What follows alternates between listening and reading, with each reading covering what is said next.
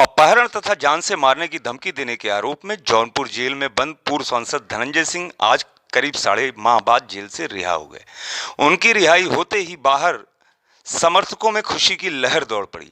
Jail से बाहर आते ही धनंजय सिंह ने मीडिया से बातचीत में कहा कि जनता का पैसा लूटने वाली संस्था का जब मैंने विरोध किया तो उस संस्था ने प्रशासन को गुमराह करके मुझे गलत मुकदमे में फंसा दिया। बीते 10 मई 2020 को लाइमजर थाने में नमामि गंगे प्रोजेक्ट के मैनेजर अभिनव सिंघल ने पूर्व सांसद धनंजय सिंह व संतोष विक्रम सिंह के खिलाफ अपहरण तथा हत्या की धमकी देने का मुकदमा दर्ज कराया था। प्रोजेक्ट मैनेजर अभिनव सिंघल ने यह भी आरोप लगाया था कि धनंजय सिंह ने साइट पर उनके ही गुर्गे को गिट्टी तथा बालू आपूर्ति देने के लिए कहा और ऐसा न करने की दशा में हत्या तथा अपहरण करने की धमकी भी दी। पुलिस ने मुकदमा दर्ज करने के बाद उसी रात धनंजय सिंह को नगर के काली कुत्ती मोहल्ले से उनके आवास से गिरफ्तार करके जेल भेज दिया था। गुरुवार को धनंजय सिंह को हाईकोर्ट से जमानत मिलने के बाद आज उन्हें जेल से रिहा कर दिया गया। उनके समर्थक वाहनों के काफिले के साथ दोपहर से ही जेल पर डटे रहे। जेल से बाहर आते ही समर्थकों में खुशी की लहर दौड़ पड़ी। जेल से निकलने के बाद मीडिया से बातचीत करते हुए धनंजय सिंह ने अपने आप को बेकसूर बताते हुए कहा कि जिले के नमामि गंगे प्रोजेक्ट द्वारा कराए जा रहे कार्यों में भारी धांधली की जा रही है। जनता का पैसा लूटने वाली कंपनी ने अधिकारियों को गुमराह करके मुझे जेल भेजा है, जबकि इसी मामले में यहां की जनता और समाजसेवी लोग पहले से ही प्रश्न उठाते रहे हैं।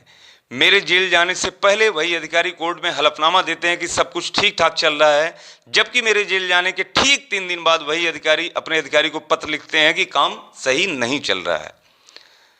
मल्हनी विधानसभा के उपचुनाव लड़ने के सवाल पर उन्होंने कहा कि मेरी पार्टी मुझे चुनाव लड़ाएगी तो मैं चुनाव जरूर लड़ूंगा। उन्होंने कहा कि हमारी पार्टी के राष्ट्रीय अध्यक्ष संजय निषाद ने प्रेस के सामने कहा है कि यह सीट भाजपा निषाद राज गठबंधन में दी जाए।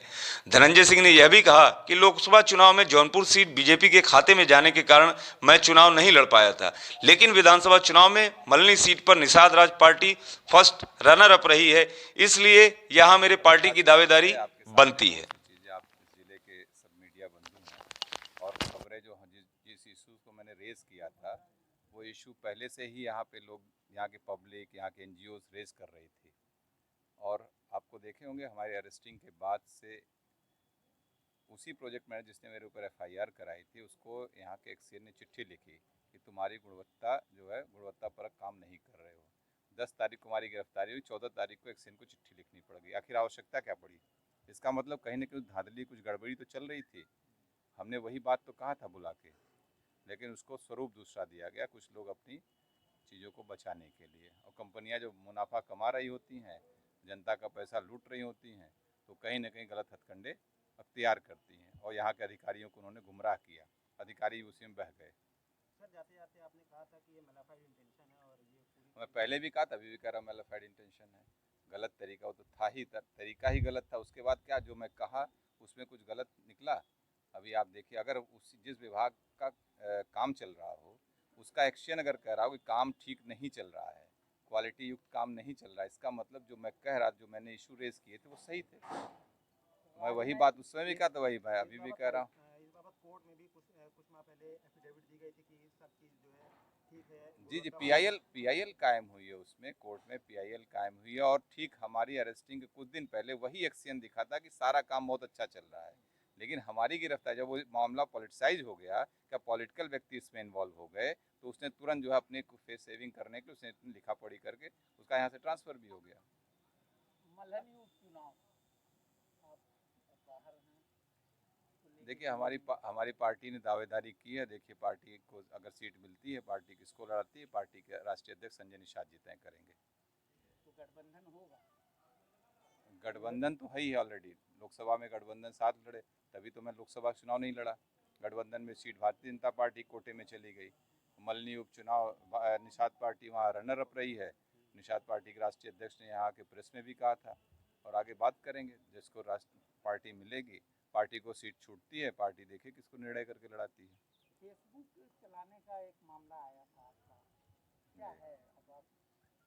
देखिए हमारे फेसबुक जो भी चलता है वो हमारे आईटी सेल के लोग चलाते हैं और उससे हमसे कंफर्मेशन करके चलाते हैं।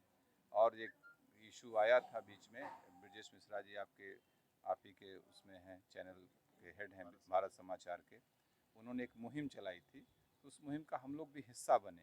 ये कोई बहुत एक सामान्य तरीके से हम लोग भी एक अच्छा काम हो रहा तो उसके हिस्सेदारी हम लोगों में, चाहे थोड़ा बहुत हम लोग भी अपनी भूमिका अदा कर सके। और ऐसे कामों के लिए लोगों को आगे आना भी चाहिए, क्योंकि कभी कभी हम लोग हर बात के लिए सरकार की तरफ मुंह उठा के देखने लगते, सरकार क्या कर रही है। एक नागरिक होने के नाते हमारे क्या उत्तरदायित्व हैं समाज के प्रति, हमें भी सोचने की आवश्यकता है।